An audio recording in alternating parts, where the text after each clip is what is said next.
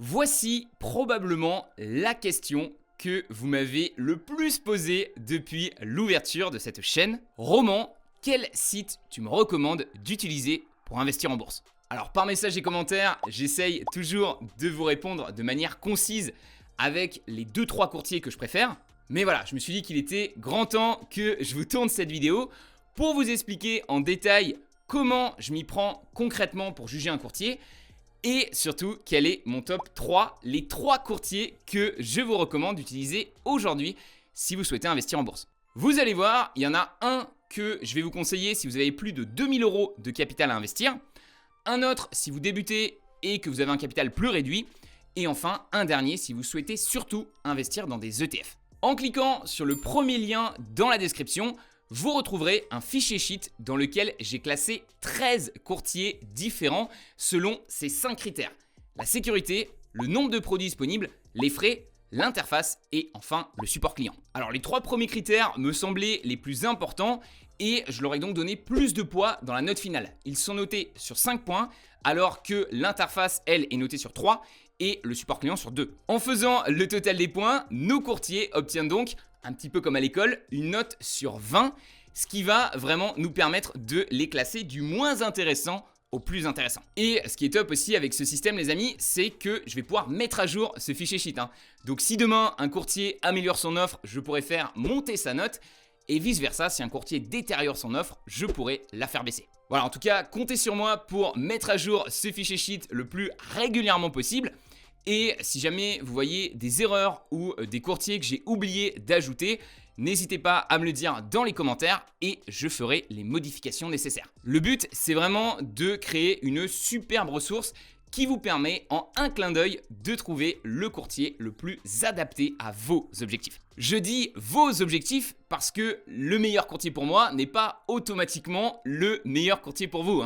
Vous allez voir que chaque courtier a un petit peu ses forces et ses faiblesses et que votre choix final dépendra aussi de vos préférences personnelles. Pour l'instant, afin que cette vidéo puisse parler au maximum de gens possible et aussi parce que c'est un petit peu ma spécialité, je me suis vraiment concentré sur des investissements en bourse de type long terme. Donc les actions, des obligations, des ETF et sur des comptes d'investissement classiques, sans avantages fiscaux particuliers, ce qu'on va appeler en France le compte titre. Si vous souhaitez une version spéciale PEA ou placement court terme, à nouveau indiquez-le moi dans les commentaires et je verrai si je peux ajouter ça au fichier. Dernière précision importante les amis, je n'ai malheureusement été payé par aucune des entreprises présentes dans ce classement. Non, c'est vrai qu'il peut être difficile de faire confiance à une vidéo sur YouTube pour choisir votre courtier en bourse car un créateur peut quand même avoir d'importants intérêts financiers à vous recommander un outil plutôt qu'un autre. Le pire en bourse, c'est que ce sont souvent les courtiers les plus mauvais, ceux qui ont les frais les plus élevés et qui vont souvent vous proposer les produits les plus risqués comme le Forex ou les CFD, qui distribuent également les plus grosses commissions à leurs affiliés. Donc voilà, vous l'avez compris, je voulais vraiment éviter de tomber dans ce délire-là.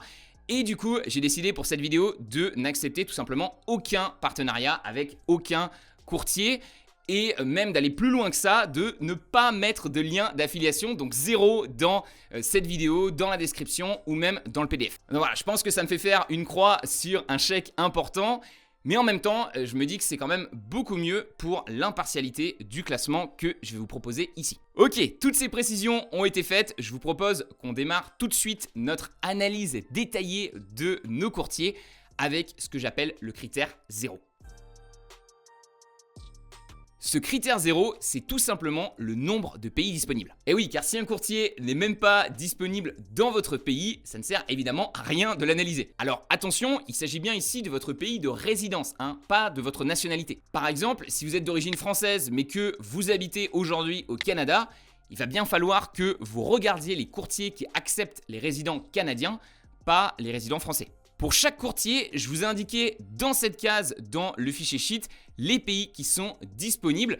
Comme ça, vous savez directement si vous pouvez ouvrir un compte ou pas sur cette plateforme. Même si je n'ai pas pris en compte ce critère dans la note finale, je considère que plus un courtier propose de pays différents, et mieux c'est. Alors, il y a 2 raisons à ça. La première, c'est que généralement, un courtier va proposer d'autres pays uniquement lorsque sa plateforme et ses tarifs sont suffisamment compétitifs à l'international.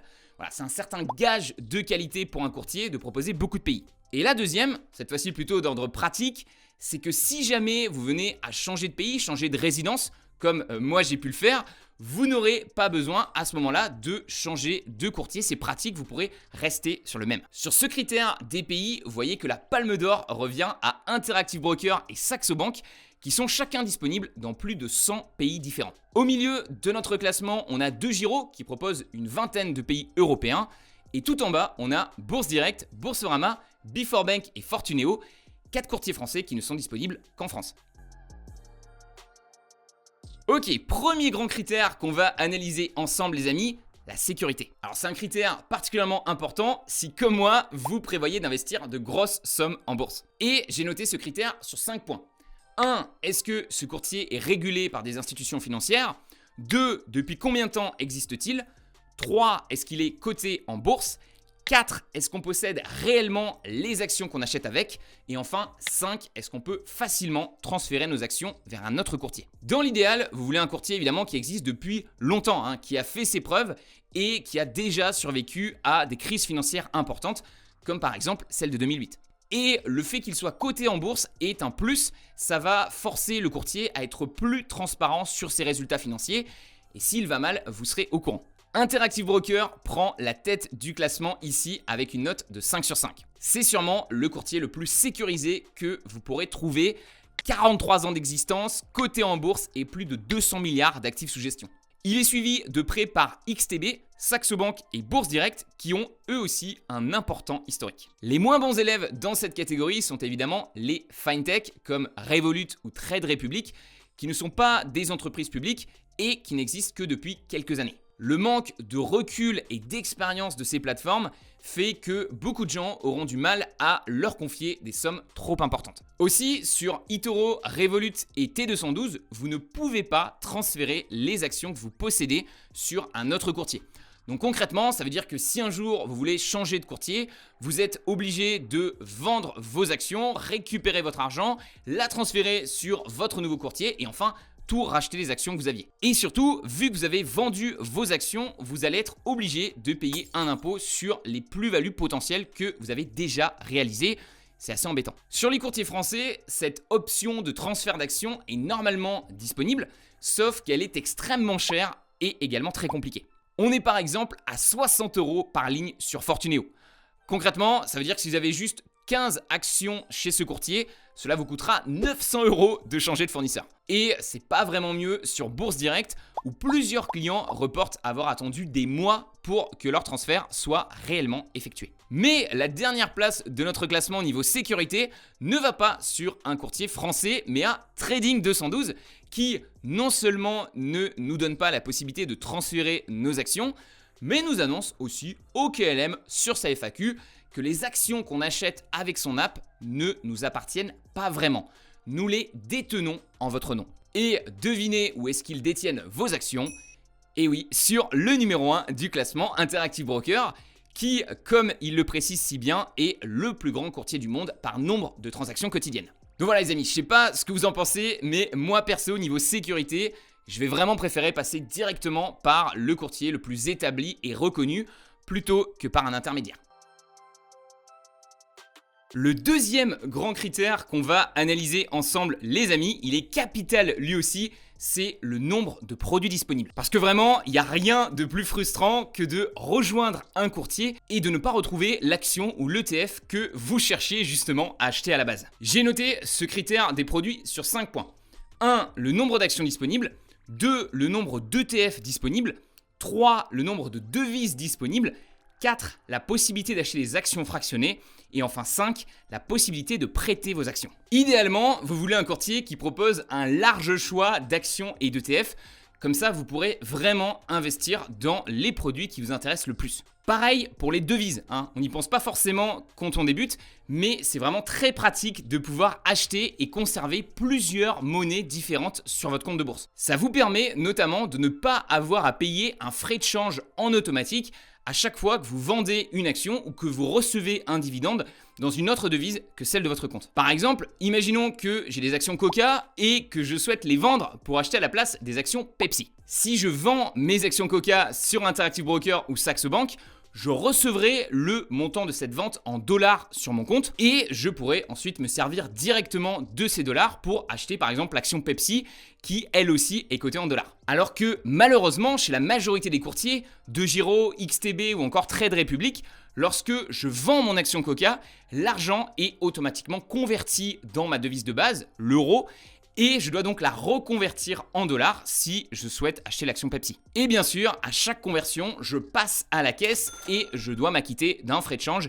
qui varie entre 0,1 et 0,5% de la somme en question. Sachant que plus de la moitié des actions du monde sont listées en dollars sur des places boursières américaines, pouvoir conserver directement des USD sur votre compte, donc avoir ce qu'on appelle un compte en multidevise, ça me semble quand même être une fonctionnalité importante. Autre fonctionnalité importante à vérifier sur votre courtier, les actions fractionnées. C'est une option très pratique qui vous permet en fait d'acheter le même montant sur chacun de vos ordres. Par exemple, vous pouvez acheter seulement 100 $ d'Amazon, même si le prix actuel de l'action est plus de 30 fois supérieur à ce montant, environ 3200 $ au moment où j'enregistre cette vidéo. En investissant vos 100 $ ainsi en actions fractionnées, vous posséderez alors 100 divisé par 3200, 0,03125 actions Amazon fractionnées, soit 3% d'une action entière. Alors je vous rassure, c'est exactement le même système qu'avec une action classique.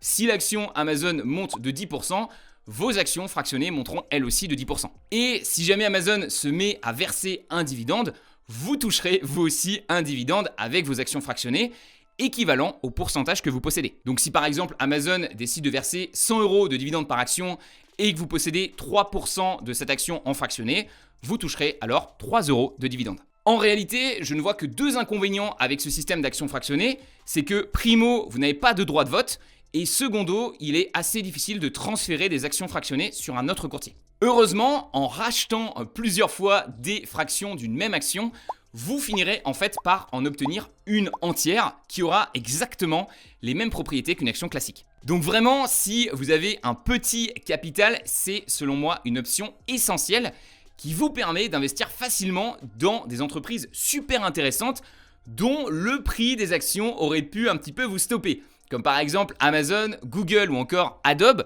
dont les actions se vendent chacune à plus de 500 $ l'unité. Et même si vous avez un capital plus important, j'adore les actions fractionnées car elles vous permettent de répartir équitablement chacun de vos investissements sur toutes les actions qui vous intéressent. Plutôt que de mettre par exemple 3000 $ sur Amazon et 300 $ sur Facebook car ce sont le prix de ces actions, vous pouvez décider de mettre précisément 500 $ sur chacune de ces deux actions. Et c'est d'ailleurs exactement ce que je fais moi-même dans le portefeuille de la méthode Trident, où en fait je vais renforcer chaque semaine les actions que je trouve les plus intéressantes sur le marché.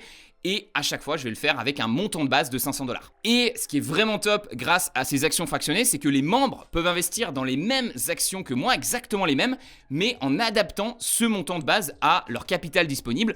Donc par exemple, au lieu de mettre 500 $ par action, ils peuvent investir 100 $ sur chaque action. La dernière chose, les amis, que j'ai découvert récemment niveau produit et que j'ai du coup ajouté à nos critères, c'est le prêt d'action. En fait, ce qu'il faut savoir, c'est que beaucoup de courtiers gagnent de l'argent en prêtant vos actions à des spéculateurs qui eux-mêmes parient sur la hausse ou la baisse de celle-ci. Malheureusement, c'est souvent quelque chose qui se fait de manière automatique, sans votre accord, et évidemment qui ne vous rapporte rien. Heureusement, on a quelques courtiers, notamment Interactive Brokers et Lynx Broker, qui vous proposent maintenant d'activer ou de désactiver cette option. Et surtout, si vous décidez de l'activer, de même toucher 50% des intérêts que vont générer les prêts de vos actions. Alors, il y a des risques à prendre en compte et il y a un capital minimum à avoir, mais ça me semble quand même être une option très intéressante pour percevoir un revenu supplémentaire sans avoir à fournir beaucoup plus d'efforts. Vous avez juste à garder vos actions et le courtier s'occupe de les prêter. Je vais tester très prochainement cette option sur mon compte eBay et je vous ferai un retour par écrit sur l'onglet communauté de la chaîne. Voilà, en prenant donc en compte ces 5 critères niveau produit, on a, vous le voyez, 2 grands gagnants qui se dégagent ici avec une note de 5 sur 5, Interactive Brokers et Lynx. Ils ont la note maximum niveau produit car ils proposent toutes les options cool dont je viens de vous parler. Donc un énorme choix d'actions avec 78 marchés, plus de 13 000 ETF disponibles, 105 devises utilisables sur le compte, les actions fractionnées et la possibilité de prêter vos titres. Les deux ont exactement la même offre car Lynx Broker est en réalité un courtier sous marque blanche qui utilise les services d'Interactive Broker pour opérer. Dans notre classement, on a ensuite Saxo Bank qui offre un très bon choix d'actions, d'ETF et de devises, mais qui ne propose pas les actions fractionnées ni le prêt d'action. Pareil pour DeGiro, XTB et les courtiers français, on n'a pas d'actions fractionnées, pas de prêt d'action et pas non plus de compte en multidevises. Les FinTech se rattrapent un peu ici grâce à la possibilité d'avoir des actions fractionnées, mais elles perdent également des points car elles ont souvent un choix d'actions et d'ETF beaucoup plus restreint que les plateformes classiques. Revolut est par exemple le dernier courtier du classement ici car il ne propose que 500 actions américaines et aucun ETF dans son catalogue. C'est le critère dont j'entends le plus parler lorsqu'il s'agit de choisir son courtier, les fameux frais. Et c'est évidemment un aspect important à prendre en compte car chaque euro que vous payez en commission à votre courtier, c'est 1 euro de moins qui travaille pour vous en bourse. Maintenant, attention, j'ai mis ce critère en numéro 3 pour une bonne raison. C'est parce que je pense qu'il faut toujours comparer les tarifs d'un courtier à l'offre de service qu'il vous propose. C'est le fameux rapport qualité-prix. Je pense qu'une erreur de débutant ici, c'est justement de se tourner vers le courtier le moins cher sur le papier sans prendre en compte les deux aspects qu'on a vus précédemment ensemble, la sécurité et les produits qui vous sont offerts. Je sais pas vous, mais personnellement, je vais préférer payer un peu plus cher et avoir un courtier fiable qui me propose une large offre de produits et de fonctionnalités que de payer 0, mais d'obtenir un courtier bancal. Surtout qu'il faut faire bien attention ici, il y a parfois des frais qui sont très bien cachés. Par exemple, beaucoup de courtiers nouvelle génération prétendent proposer un trading 100% gratuit. Mais en réalité, ils vont quand même se rémunérer sur vos ordres grâce à ce qu'on appelle le spread. Le spread, c'est la différence entre le prix auquel ils parviennent à acheter l'action qui vous intéresse et le prix final qu'ils vont vous faire payer. Alors souvent, cette différence n'est que de quelques centimes, mais c'est quand même, vous voyez, assez vicieux comme système parce qu'on a l'impression de ne rien payer alors qu'en fait on paye quelque chose et ça peut quand même finir par vous revenir assez cher sur le long terme sans que vous en rendiez forcément compte. Et c'est notamment pour ça que j'ai presque tendance à préférer les courtiers qui vous annoncent directement un frais fixe, par exemple 1 euro par transaction, car là au moins je trouve qu'on sait réellement ce qu'on va payer. Voici donc les 5 critères que j'ai utilisés pour juger les courtiers niveau tarif. 1. Pas de dépôt minimum pour ouvrir un compte. 2. Pas de frais sur vos dépôts et retraits. 3. Des ordres gratuits ou alors à des tarifs raisonnables. 4. Des frais de change faibles et manuels sur les devises. Et enfin 5. Pas de frais d'inactivité ou de garde. Cette fois-ci, vous voyez que c'est le courtier le plus utilisé en Europe qui prend la tête de notre classement. DeGiro avec aucun frais niveau tenue de compte et seulement 60 centimes par achat d'actions américaines. Le seul défaut niveau tarif pour DeGiro, j'en ai parlé un peu plus haut, c'est son fameux frais de change qui va s'appliquer automatiquement lorsque vous allez acheter les actions ou que vous allez percevoir des dividendes étrangers. Heureusement, ce taux de change reste raisonnable, environ 0,10%. Les FinTech, Revolut, Trade Republic ou encore T212 sont aussi bien classés ici niveau tarif grâce à leur offre de trading gratuit. Attention quand même du coup aux frais sur spread dont je vous ai parlé et également aux frais de change euro-dollar. Je pense qu'il peut être intéressant sur certaines de ces plateformes de changer au préalable vos euros en dollars avant de les envoyer sur votre application. Un service que j'aime beaucoup à ce niveau-là et qui propose des tarifs très compétitifs en termes de taux de change, c'est Wise, anciennement TransferWise. Et vous voyez que Interactive Broker, qui était notre leader jusqu'à présent, se retrouve désormais à la 5e place au niveau des frais. Pourtant, on a seulement 1 euro par ordre, on a un très bon taux de change et contrairement à ce qu'on peut lire à droite à gauche, il n'y a pas de montant minimum à déposer sur Interactive Broker pour pouvoir ouvrir un compte.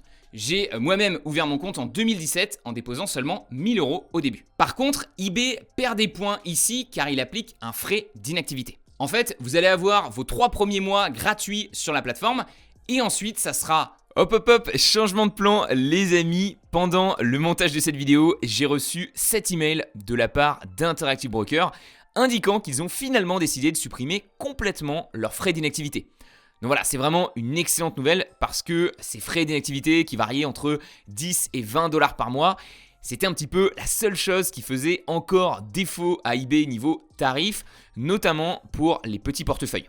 Maintenant qu'il n'existe plus, vous voyez que eBay se retrouve dans le trio de tête avec Revolut et DeGiro sur la partie frais. Vous serez alors à 10 dollars par mois de frais d'inactivité et honnêtement, 10 dollars par mois, je trouve que c'est un tarif très raisonnable pour trader sur ce qui est sûrement l'une des meilleures plateformes du monde. C'est un tarif encore plus raisonnable lorsqu'on le compare à son concurrent principal historique Saxo Bank où on a 2000 € de dépôt minimum, 10 dollars par trade et des frais d'inactivité et de garde. Et alors là, je vous parle même pas évidemment de la comparaison avec les courtiers français qui vont vraiment se régaler avec l'argent qu'il y a sur votre compte titre. On a des dépôts minimum, des 50 € par transaction, des frais d'inactivité, des frais de garde et toutes sortes de frais cachés précisés en tout petit en bas du contrat. Bourse Direct est un petit peu mieux que les trois autres à ce niveau-là, mais globalement, je vais vraiment vous déconseiller les courtiers français pour votre compte titre, car vous aurez facilement 10 fois plus de frais dessus que sur un courtier étranger. Tout ça en plus pour une plateforme et des services qui seront moins performants. Alors, l'interface, c'est forcément quelque chose de moins important que les trois autres critères qu'on vient de voir ensemble. Ce n'est pas indispensable, mais c'est vrai que ça fait quand même plaisir d'avoir une belle plateforme sur laquelle investir son argent. C'est tout simplement plus motivant. Il y a trois choses qui me semblent importantes au niveau de l'interface chez un courtier. Primo, qu'elle soit intuitive, facile à prendre en main, qu'on comprenne rapidement comment elle fonctionne et comment l'utiliser. Secondo, qu'elle soit disponible aussi bien en application mobile que sur le web. Comme ça, vous choisissez vraiment ce qui vous arrange le mieux. Personnellement, j'aime bien regarder à la fois mes actions sur mon ordinateur et aussi sur mon mobile. Et enfin, tertio, qu'elle propose de nombreuses données fondamentales et techniques sur les entreprises qui vous intéressent afin de pouvoir facilement approfondir vos recherches. Alors, vu qu'elle cherche à séduire des gens qui n'ont jamais investi en bourse, les fintech ont souvent des applications mobiles intuitives et vraiment faciles à prendre en main qui donnent envie de s'y mettre. Par contre, c'est vrai que niveau données sur les entreprises, ça va être plus limité et vous n'aurez pas forcément accès à une version web. Trade Republic et Revolut par exemple ne proposent qu'une application sur le mobile. À l'opposé, les plateformes historiques comme Saxo Bank ou Interactive Broker marchent très bien sur l'ordinateur, sont très complètes niveau information sur les entreprises, mais sont aussi un peu plus difficiles à prendre en main lorsque vous débutez. Donc rien d'insurmontable, mais il vous faudra peut-être un peu plus de temps pour vous y faire et vous familiariser avec le jargon. Je pense que le grand gagnant ici, c'est de nouveau DeGiro qui propose sûrement un des meilleurs compromis au niveau plateforme. On a à la fois pas mal de données sur les entreprises et en même temps une interface qui reste assez épurée et simple à prendre en main, même pour un débutant.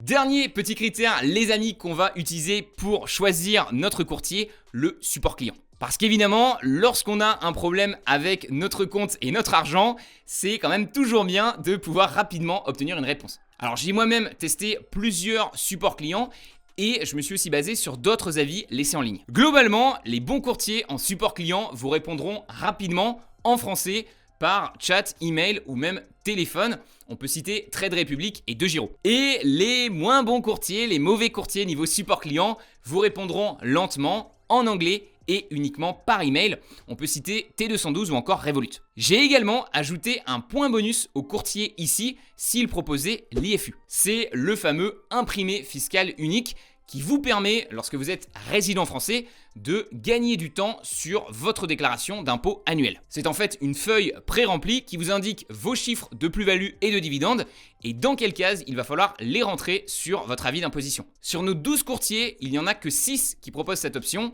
Lynx, XTB, Trade Republic et les 4 courtiers français. Alors, rassurez-vous, il est complètement possible de faire votre déclaration d'impôt sans avoir un IFU.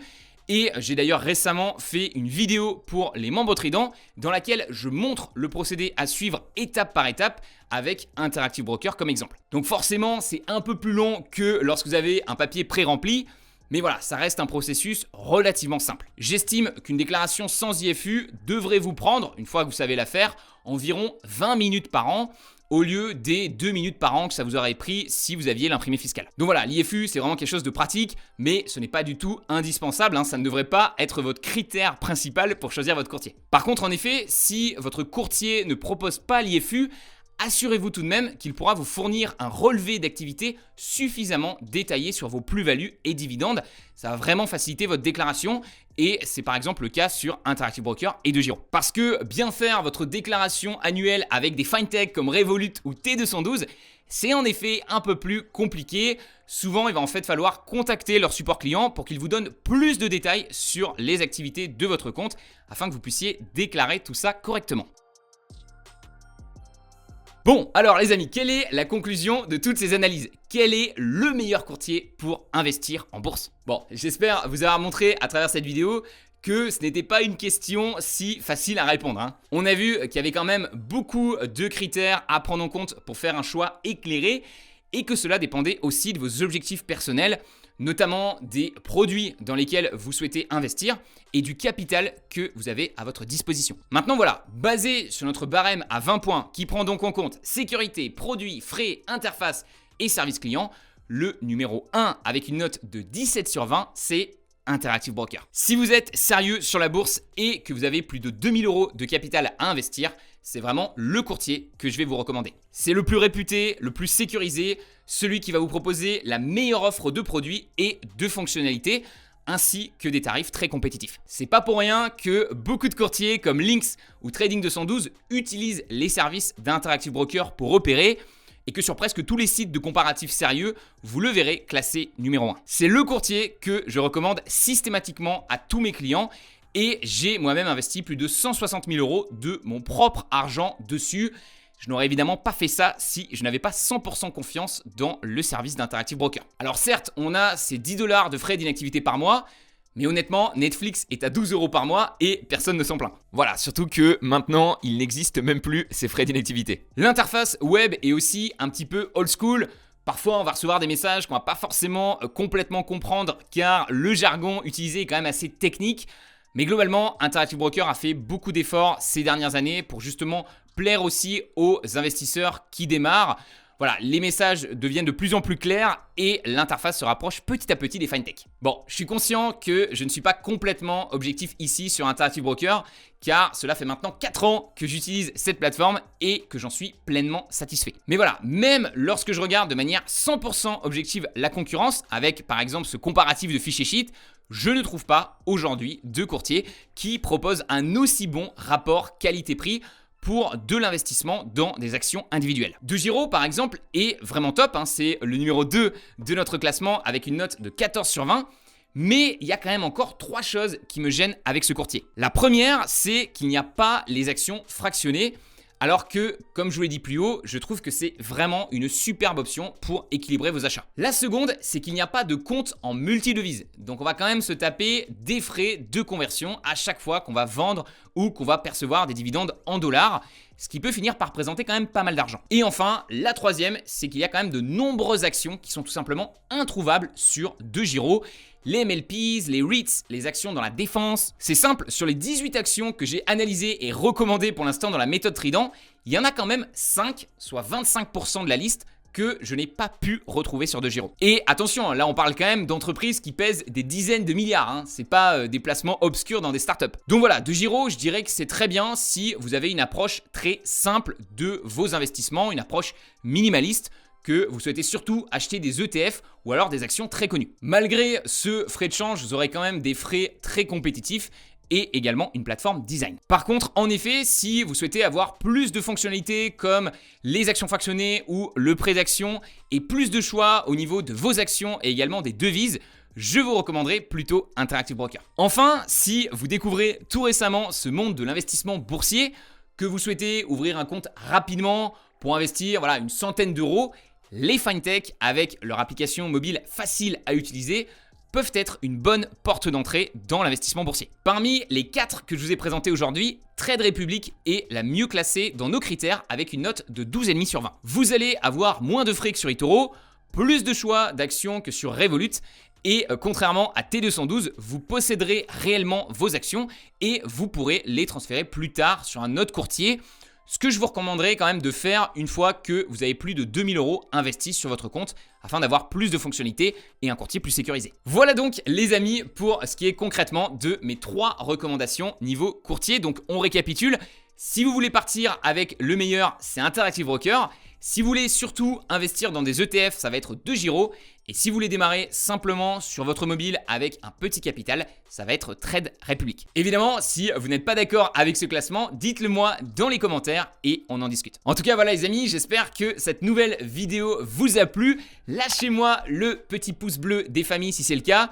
Je vous avoue que c'est sûrement une des vidéos qui m'a demandé le plus de recherche de la chaîne. Ça a été vraiment la galère de retrouver toutes ces informations, donc les 20 critères sur tous ces courtiers-là. Je vous rappelle d'ailleurs que vous pouvez télécharger gratuitement le joli fichier Sheet qui vous récapitule toutes ces infos sur tous les courtiers de manière synthétique et visuelle. C'est le premier lien dans la description. Et enfin, si vous souhaitez aller plus loin avec moi, je vous invite évidemment à rejoindre la méthode Trident, qui est mon programme complet d'investissement en bourse dans lequel chaque semaine je vous présente en vidéo les plus belles actions à acheter en ce moment sur le marché. Dès que vous vous inscrivez, vous rejoignez un groupe motivé de plus de 500 investisseurs.